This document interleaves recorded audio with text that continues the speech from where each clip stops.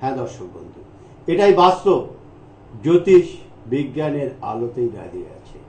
আর কেন জ্যোতিষ বিজ্ঞানের আলোয় দাঁড়িয়ে আছে তার কারণ একটাই, এই অ্যাস্ট্রোলজি এমন একটা বিষয় যেখানে কিন্তু হতে পারে, হতে নাও পারে, এরকম বলেও কিছু নেই। আর যদি হয় তাহলে হলে হবে, কখন হবে, কিভাবে হবে, এটাই কিন্তু বলে দেয় অ্যাস্ট্রোলজি। আর প্রকৃত অ্যাস্ট্রোলজার যারা আছেন তারা কিন্তু এইভাবেই বলেন। তারা কখনো বলেন না হতে পারে, চেষ্টা করলে হবে, না হলে হবে না। অ্যাস্ট্রোলজি এরকম কোনো কিছু নেই, কিন্তু হ্যাঁ অথবা না। আর সেটা প্রমাণ আছে, এটা প্রমাণ সাপেক্ষ। তার কারণ কি জানেন? এই অনুষ্ঠানের গেস্ট যিনি প্রফেসর বাসু, তিনি কিন্তু এই অ্যাস্ট্রোলজিটাকে পেশা নয়, নেশা হিসেবে নিয়ে আসেন এবং এটাকে খুব ভালোবাসেন। এবং এর ভেতরে, এই সামুদ্রিক শাস্ত্রের ভিতরে কি লুকিয়ে আছে তার জন্যে কিন্তু ওনার এই গবেষণা।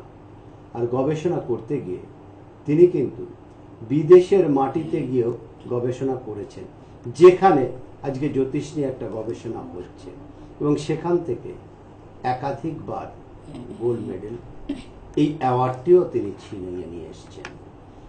তাহলে দর্শক বন্ধু, যে মানুষটি বিদেশের মাটি থেকে এই অ্যাওয়ার্ড ছিনিয়ে নিয়ে এসেছেন, ওনার ডেপথ কতটা আছে সেটা তো আর বলার অপেক্ষা রাখে না। কারণ আপনারা নিয়মিত এই অনুষ্ঠান দেখতে দেখতে, অর্থাৎ রবিবার দুপুর 3টে এবং প্রত্যেক বুধবার দিনকে রাত্রি 10টা 25-এ যখন এই অনুষ্ঠান দেখেন, আপনারা অলরেডি খাতা পেন নিয়ে বসেন। তার কারণ এখান থেকে অনেক কিছু জানা যায়। এই অনুষ্ঠানটা করার পেছনে একটা কারণ, যে এখান থেকে আপনারা যেন অ্যাস্ট্রোলজিটাকে বুঝতে পারেন, আপনাদেরকে সচেতন করে দেওয়া, এবং আপনারা যাতে কখনো কোথাও গিয়ে না ঠকে যান। যে মানুষটি তার এই মূল্যবান সময়ের মধ্যে থেকে কিছুটা সময় বের করে দেন আপনাদের সচেতন করার জন্যে, সে মানুষটিকে তো অবশ্যই স্বাগত জানাতে হবে সৃষ্টি প্লাসের তরফ থেকে, আপনাদের প্রত্যেকের তরফ থেকে এবং আমার তরফ থেকে স্বাগত জানাবো প্রফেসর বাসুকে। নমস্কার। নমস্কার। এবং ওনার পিএ যিনি রয়েছেন তানিয়া পাল, ওনাকেও নমস্কার ম্যাডাম। নমস্কার দর্শক বন্ধুরা, আশা করি ভালো আছেন। আসুন আমাদের একমাত্র ফ্রেন্ড, ফিলোসফার অ্যান্ড গাইডের হাত থেকে আমরা আজকে নতুন কি কি জানতে পারি, কি কি নতুন শিখতে পারি, দেখে নেওয়া যাক। আমি যাব সেই প্রশ্ন নিয়েই প্রফেসর এর কাছে, মিস্টার বাসুর কাছে। স্যার, আপনার কাছে একটা প্রশ্ন আমার রইল, যে অ্যাস্ট্রোলজি এমন একটা সাবজেক্ট, তাতে হতে পারে, হয়, হবে, এরকম বলে কিছু নেই। হলে হ্যাঁ, না হলে না। আর দ্বিতীয় হচ্ছে গিয়ে হলে কবে হবে, কখন হবে, কিভাবে হবে। এই জায়গা থেকে আমি একটা প্রশ্ন আপনার কাছে রাখছি, যে কারুর ন্যাটাল চার্টে যার কাছে গেছেন সেই বলেছে আপনার তো বিরাট সফলতা, শিক্ষায় আপনি অনেক দূর যাবেন, প্রচুর টাকা ইনকাম করবেন, কিন্তু তিনি দেখলেন জীবনের শেষ মুহূর্ত অবধি তিনি কিছুই করতে পারলেন না। অ্যাস্ট্রোলজি তো তা বলেনি। একদম ঠিক। আজকে সকল দর্শকদের বলি যে আপনারা যে যেখানে আছেন ভালো আছেন, ভালো থাকবেন এই কামনা করি। যারা ভালো নেই তারা ভালো থাকার চেষ্টা করবেন। এই চেষ্টাটা সম্পূর্ণ নির্ভর করছে আপনাদের উপর। আপনারা নিজেরা চেষ্টা করলেই ভালো থাকতে পারবেন। আজকে আমি আপনাদের চোখের সামনে দেখিয়ে দেব একটা এক্সাম্পল, যে কেন আজকে অ্যাস্ট্রোলজারদের কাছে, কনভেনশনাল অ্যাস্ট্রোলজারদের কাছে গিয়ে আপনারা স্যাটিসফাইড নন। একটা এক্সাম্পল দিয়ে আমি আপনাদের বোঝাবো। তার আগে দুটো ব্যাপারে আপনাদের কাছে একটু মার্জনা চেয়ে নিই। এটা লাইভ প্রোগ্রাম নয়, আমি পরবর্তীকালে লাইভ প্রোগ্রাম করব। আসলে আমি চাচ্ছি কিছু এডুকেশনাল আলোচনা আপনাদের করব, আপনাদের অ্যাওয়ার করার জন্য, আপনাদের সচেতন করার জন্য। আপনারা কোনো অ্যাস্ট্রোলজারের কাছে যাওয়ার আগে কি কি ব্যাপারে সচেতন থাকবেন, কারণ আপনি আপনার পকেট থেকে পয়সা খরচ করে যখন কোনো ব্যাপারে, কোনো সার্ভিসকে আপনি পারচেস করবেন, আপনার যথেষ্ট সে ব্যাপারে সচেতন থাকা উচিত। যাই হোক, তো আরেকটা ব্যাপার বলি, এটা লাইভ প্রোগ্রাম নয়, তাই আপনারা এই সময় ফোন করে কিন্তু পাবেন না, আমাকে অ্যাভেলেবেল পাবেন না। আর দ্বিতীয় ব্যাপার, আপনারা যদি আমাকে বুকিং করতে চান, আমাকে ভিজিট করতে চান, তাহলে আপনারা শনি এবং রবিবার মাত্রই আমার চেম্বারে আমাকে ভিজিট করতে পারবেন, কারণ সোম থেকে শুক্রবার আমি একটি ইঞ্জিনিয়ারিং কলেজ, খ্যাতনামা কলকাতার খ্যাতনামা ইঞ্জিনিয়ারিং কলেজে আমি কম্পিউটার সায়েন্স অ্যান্ড ইঞ্জিনিয়ারিং ডিপার্টমেন্টের সিনিয়র প্রফেসর। আমি 5 দিন শিক্ষকতার কাজের সঙ্গে ইনভলভড, অধ্যাপনার সঙ্গে যুক্ত, যার ফলে আমি শুধুমাত্র চেম্বার করি শনি এবং রবি। এটা আমার পেশা হলো অ্যাস্ট্রোলজি, আমার পেশা হলো, এটা আমার নেশা। তো এবং এটা নিয়ে আমি রিসার্চ করি, গবেষণা করি, সমাজকে সচেতন করার আমার একটা উদ্দেশ্য এর পেশার পাশাপাশি। তো যাই হোক, আজকে আমি যে বিষয়টা নিয়ে আলোচনা করব, প্রত্যেকবার আমি যে ব্যাপারে আপনাদের জোর দিয়ে বলি যে অ্যাস্ট্রোলজারদের কাছে আপনারা যখন যান, আপনারা যদি এর আগে কখনো কোনো অ্যাস্ট্রোলজার ভিজিট করে থাকেন, আপনারা এই মুহূর্তে যদি আপনাদের কাছে চোখের সামনে আপনাদের সামনে যদি কোনো ঠিকুজি কুষ্টি থেকে থাকে, তাহলে আপনারা একটু দেখে নিন যে কটা ছক, যে ঘর কাটা থাকে ছক, কটা ছক আপনাদের চোখের সামনে আছে, আপনাদের ঠিকুজি কুষ্টিতে কটা ছক আছে। যদি একটা বা দুটো ছক হয় তাহলে সেটা ছিঁড়ে ফেলে দিতে পারেন নির্দ্বিধায়। কেন ছিঁড়বেন এই ব্যাপারে যদি কোনো অ্যাস্ট্রোলজার আমাকে চ্যালেঞ্জ করেন, তাহলে তাদের জন্য একটা ক্লাস আমি নিয়ে নিতে পারি, চ্যালেঞ্জ করে বলতে পারি আপনারা এরকম ভুল করবেন না। জ্যোতিষ শাস্ত্র যেটা বলে সেটা মেনটেন করুন। ডিভিশনাল চার্ট বা বর্গ বিচার না করে, অর্থাৎ একজন জাতক জাতিকার ক্ষেত্রে মিনিমাম 15 থেকে 20টা চার্ট না দেখে কখনোই কারোর ব্যাপারে কখনোই কোনো রকম ভাবে সঠিক সিদ্ধান্তে আসা যায় না তার প্রেডিকশন এবং তার রেমেডি বা প্রতিকারের ব্যাপারে। আজকে চলুন একটা উদাহরণ দিয়ে বলি। বেশ 1 মাস আগে আমার কাছে একজন ক্লায়েন্ট এসেছিল আমার চেম্বারে। সে ভদ্রলোক নিজে পিএইচডি অ্যাস্ট্রোলজিতে পিএইচডি করেছিলেন, কিন্তু তার নিজের বেশ কিছু সমস্যা ছিল। তার নিজের প্রতিকার ব্যাপারে, কি প্রতিকার দেবেন, কি রত্ন ধারণ করা তার উচিত, সে ব্যাপারে তিনি কনফিউজ ছিলেন, বিভ্রান্ত ছিলেন।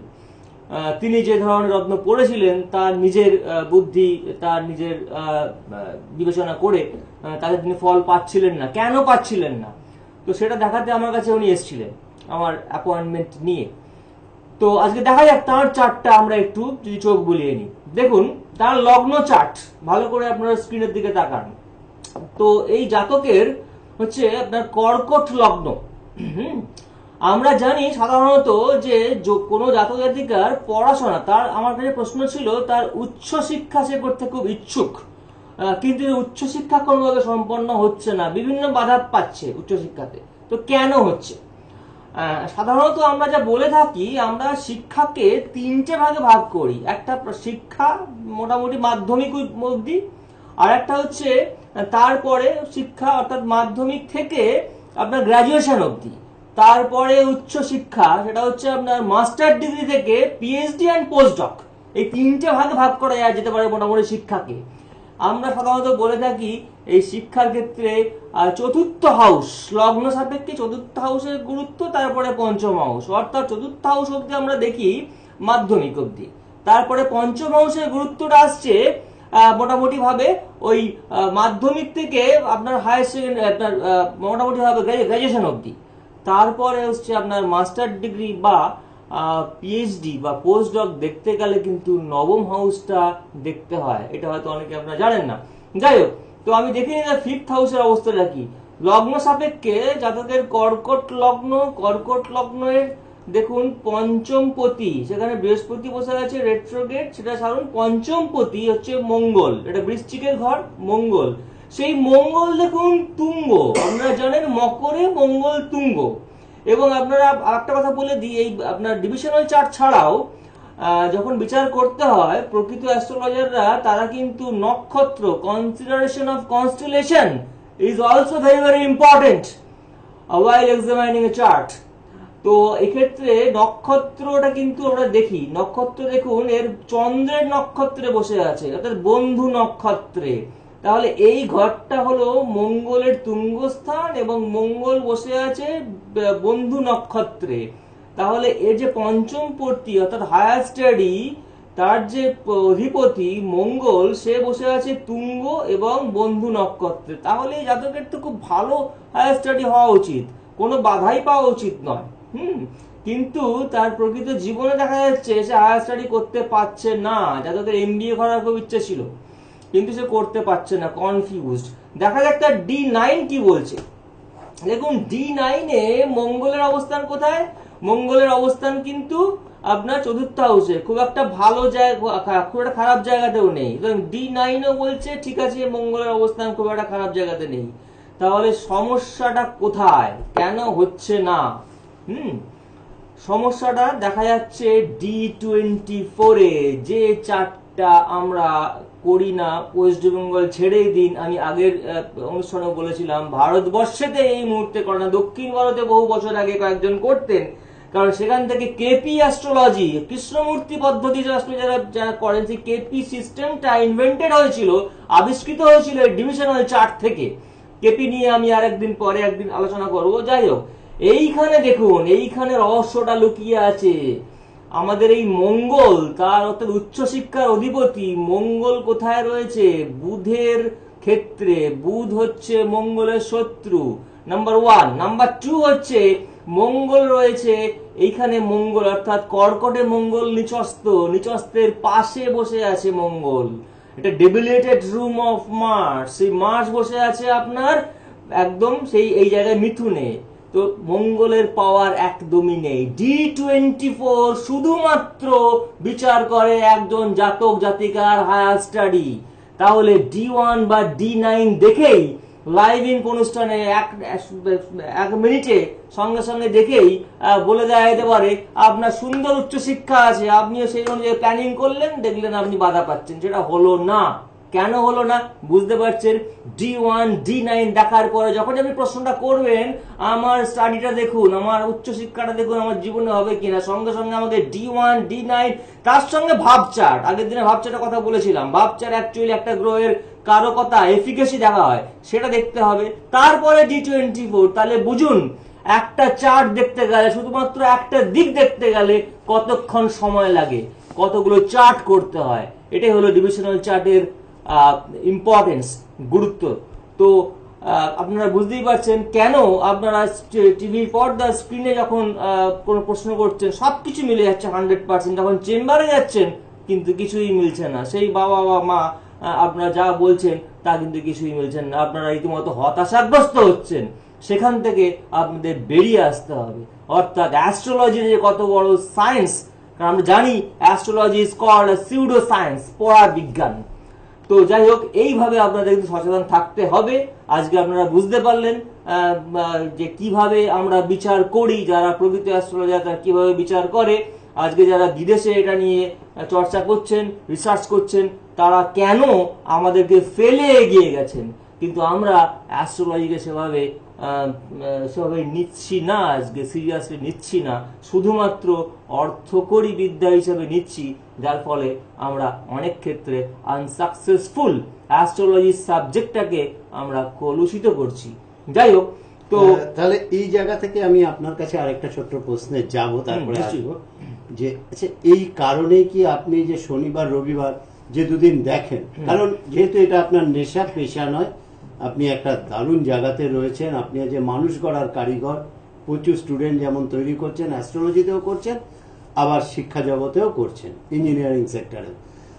সেখান থেকে কি এই বুকিং না করে এলে ফিরে যেতে হয় এই কারণে না?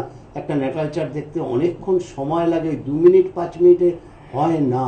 আসলে সত্যি কথা বলতে কি, আমি একটা চার্ট দেখতে গেলে, যে আগে বলেছিলাম, আমার 15 থেকে 20 মিনিট সময় লাগে, যার ফলে কি আমাকে একটা চার্টের জন্য প্রায় 1 থেকে 1.5 ঘন্টা সময় দিতে হয়, আমাকে হোমওয়ার্ক করতে হয়।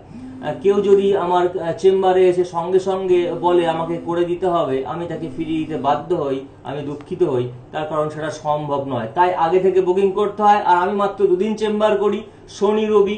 এবং যারা আজকে আমার ভারতবর্ষের বাইরে আছেন, আমার বহু ক্লায়েন্ট যারা অনেকে বুকিং করেন, তাদের জন্য একটা মেসেজ দিচ্ছি, those who stay abroad India, who stay outside of India can call me between 10 and 12 p.m.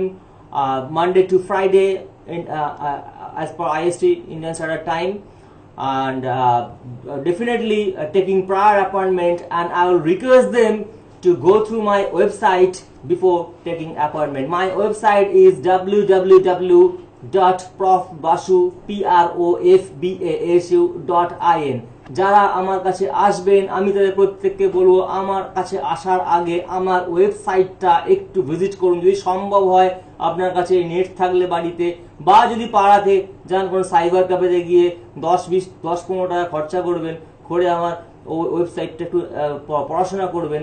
আমার ওয়েবসাইটে আমার সম্বন্ধে অনেক কিছু জানতে পারবেন, আমি কিভাবে কি পদ্ধতিতে দেখি, আমার ক্লায়েন্টদের রিভিউ জানতে পারবেন। আমার ক্লায়েন্টদের রিভিউ আমি নিজে বলি না, এছাড়া সেখানে জ্যোতিষ এবং তন্ত্র সম্বন্ধে লেখা আছে, তন্ত্র সম্বন্ধে, তন্ত্রের ফিলোসফিটা ডিফারেন্ট, তন্ত্রের ফিলোসফিটা কি সেটা সম্বন্ধে জানতে পারবেন। এছাড়া আমার কলকাতাতে আমার সুলেখা.com-এ, ক্যালকাটাতে I am the top astrologer, I have been selected as top astrologer, আমি টপ অ্যাস্ট্রোলজার হিসেবে আমি সিলেক্টেড, সেখানে জানতে পারবেন। সেখানে আমার যে ক্লায়েন্ট যারা আমার ইন্ডিয়াতে এবং বাইরের ইউএসএ, ইউএই বিভিন্ন প্রচুর ক্লায়েন্ট আমার কাছে আছে, তারা কি রিভিউ দিচ্ছেন আমার সম্বন্ধে। আমি justdial.com, justdialও আমার আছে, প্রোফাইল আছে, সেখান থেকেও জানতে পারবেন আমার ক্লায়েন্টরা আমার সম্বন্ধে কি ফিডব্যাক দিয়েছেন। এই সমস্তগুলো পড়াশোনা করে আমার কাছে আসুন, তবেই আমার কাছে আসবেন, তাহলে আমার সুবিধা হয়, আমার বোঝাতে সুবিধা হবে আপনাকে। তো সেই ক্ষেত্রে আমি তন্ত্র সম্বন্ধেও আরেকটু বলবো আজকে।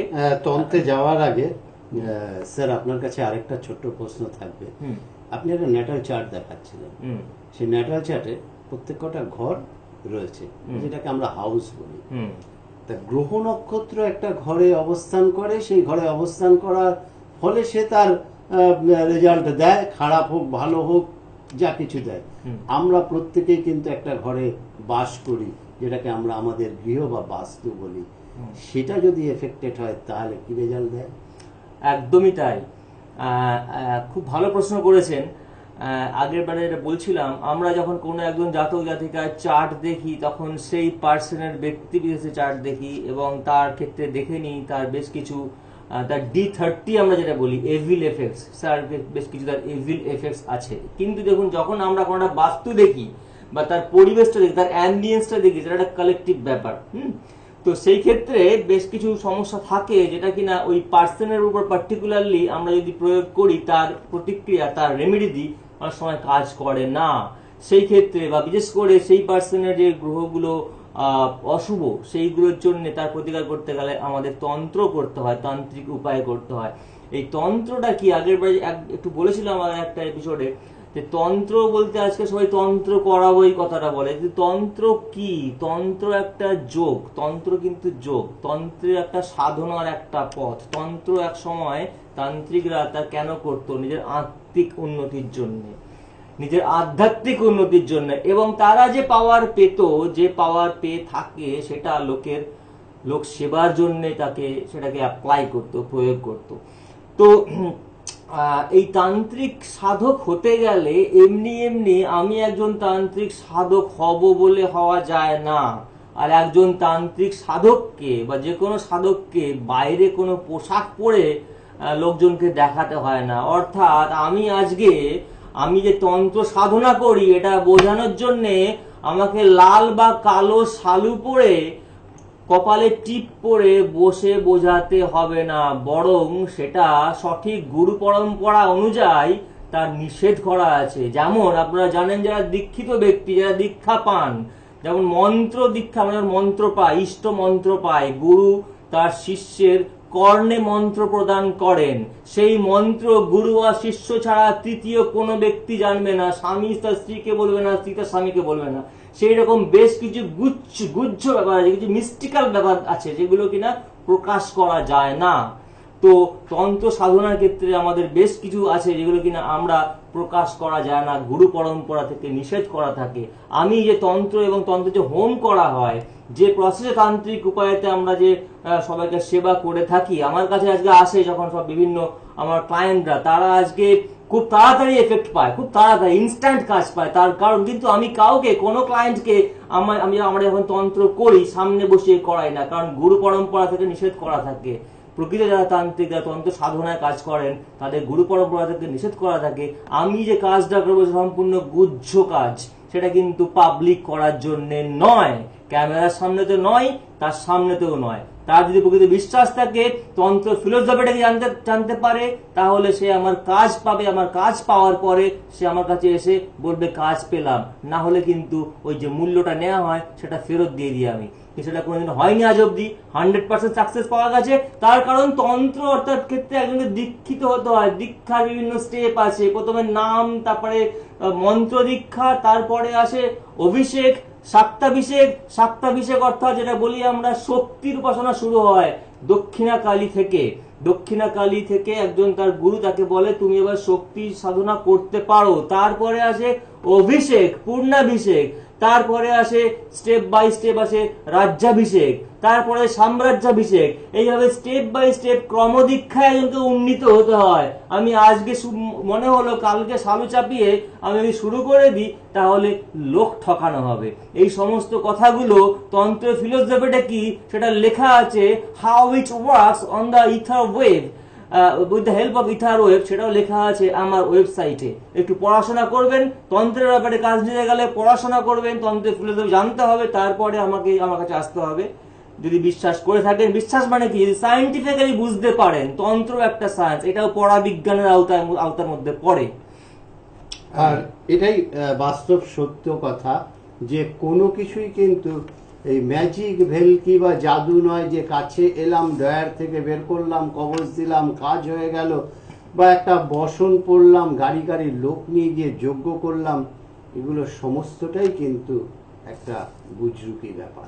এর পেছনে লুকিয়ে আছে আসল রহস্য। কারণ এই অনুষ্ঠান যারা দেখছেন তাদের মধ্যে বহু মানুষ আছেন দীক্ষিত, তারা কিন্তু ওনারা জানেন যে গুরুদেব কিন্তু ওনার কানে কানে এই মন্ত্রটা দিয়েছিলেন। এবং এটাও বাস্তব সত্যি কথা যে স্যার, এটা তো আমরা সবসময় পড়ে এসেছি যে তন্ত্র হচ্ছে গুরুমুখী বিদ্যা। একদম তাই। এবং গুরুমুখী বিদ্যা কোনোদিন কোনো বইয়ে লেখাও হয় না বা কিছু করা হয় না। একদম তাই। সেই জায়গা থেকে আমি যাব আপনার কাছে ভিউয়ার্সের জন্য যদি কোনো টিপস। হ্যাঁ, বলি এই যে বলছিলাম গুরুমুখী বিদ্যা যেটা আপনি বললেন, সঠিক গুরু পরম্পরা থাকা উচিত। আপনারা যে কোনো তান্ত্রিক যে জায়গায় যাবেন, আপনারা দেখে নেবেন তার গুরু পরম্পরাটা কি, সে ব্যাপারে জেনে নেবেন এবং তার অথেন্টিসিটি জানার চেষ্টা করবেন। যাই হোক, আজকে যাওয়ার আগে প্রায় সময় শেষ মুহূর্তে আমি একটা টিপস দিয়ে যাই আপনাদের সকলের জন্য। নিজে করবেন, কোনো খরচ নেই, কোনো তান্ত্রিক যেতে হবে না, আমার কাছে আসতে হবে না। এতে আপনারা কেমন কাজ পাচ্ছেন এটা করার পরে আমাকে 1 সপ্তাহের মধ্যে ফিডব্যাক জানাবেন। যারা আমার ক্লায়েন্ট নয় তারা জানাতে পারেন আমাকে মেল করে, বা আমার একটা ফোরাম আছে আমার ওয়েবসাইটে, ডিসকাশন ফোরাম, সেখানে আপনার কমেন্টস জানাতে পারেন। 1 চামচ কালো জিরে আর 1 চামচ গোলমরিচ এটা নিয়ে একটা শুকনো কড়াই, পরিষ্কার শুকনো কড়াইতে গরম করবেন। যখন গরম হয়ে যাবে কড়াই বা চাটু, সেখানে এই কালো জিরে আর কালো গোলমরিচটা ভালো করে নেড়ে নেবেন। গরম যখন হয়ে যাবে সেটা একটা লাল কাপড়ের মধ্যে পুটলিতে বাঁধবেন। বেঁধে সামনে রেখে আপনি আপনার যে ইষ্ট দেবতা আছে, বা আপনি যাকে ভালো লাগে আপনার যে দেবতাকে, বা আপনার যদি কোনো অবতারকে যদি আপনার ভালো লাগে, যেমন শ্রী রামকৃষ্ণ পরমহংসদেব বা শ্যামাচরণ লাহিড়ী বা কালীপদ গুহরা, এই সমস্ত যোগীদের যে ভালো লাগে, তার সামনে রেখে আপনি যদি তাদের মন্ত্র বা ওম শ্রী শ্রী গণেশায় নমঃ বা ওম গং গণপতায় নমঃ এই মন্ত্রটা 1008 বার উচ্চারণ করবেন। করে আপনি সেটাকে রেখে দেবেন। রেখে তারপরের দিন থেকে আপনি সেটাকে 100 গ্রাম বা একটা ওই কালো জিরে আর গোলমরিচ সঙ্গে একসঙ্গে মিশিয়ে সেটা প্রত্যেক দিন বাড়ির প্রত্যেক ফ্যামিলি মেম্বারকে একটু একটু করে যদি খাওয়ান, দেখবেন বাড়ির সমস্ত আপনার যারা আছেন ফ্যামিলি মেম্বার, তাদের রোগ জ্বালা কেটে যাবে এবং এক্ষেত্রে আপনার বাড়ির সমস্ত এভিল এফেক্টস কিন্তু দূর হয়ে যাবে, কোনো সমস্যা থাকবে না, অনেকটা বাস্তুদোষ কেটে যাবে। সময়ের অন্তিম মুহূর্তে দাঁড়িয়ে একটাই কথা বলবো যে দর্শক বন্ধু, এই অনুষ্ঠান যারা দেখছেন তাদের কাছে একটাই রিকোয়েস্ট, সামনে মাধ্যমিক এবং উচ্চ মাধ্যমিক পরীক্ষা। মা বাবারা ভীষণ চিন্তিত, বিভিন্ন জায়গায় যাচ্ছেন, কিন্তু একবার ওনার সঙ্গে যোগাযোগ করুন, দেখবেন আপনার সন্তানের জীবনটা সুন্দর হয়ে উঠবে। কিন্তু যেহেতু সময় নেই, স্যারকেও বিদায় জানাবো, ম্যাডামকেও বিদায় জানাবো। স্যার নমস্কার, ম্যাডাম নমস্কার। নমস্কার, ভালো থাকবেন।